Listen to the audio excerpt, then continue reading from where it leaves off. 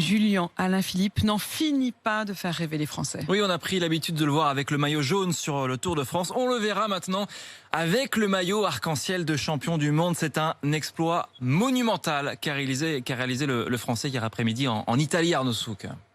Oui, les yeux rougis par l'exploit, Julien Alaphilippe a pu savourer ses premiers moments avec le maillot arc-en-ciel sur un air de Marseillaise. Médaille d'or autour du cou, il a d'abord tenu à rendre hommage à Joe, son papa, disparu fin juin. C'était la course de mes rêves, je ne vais pas le cacher.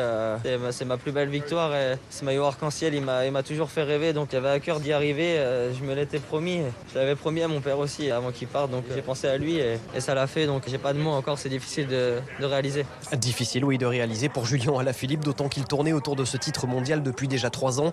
La victoire d'un homme, celle aussi d'un collectif tout acquis à sa cause. Quentin Paché, l'un de ses coéquipiers en bleu hier. On a vraiment cru que c'était bon juste à 500 mètres de la ligne quand il commence à se relever, mais avant on serrait les fesses vraiment. Quand on repense au passé, la dernière fois qu'un Français a été champion du monde, ça remonte quand même pas mal. Du coup, de faire partie de ça, c'est juste génial. En s'imposant hier à Imola, Julien Alaphilippe succède au palmarès des championnats du monde à des légendes de la trempe d'Eddy Merckx, Bernard Hinault ou encore Greg LeMond.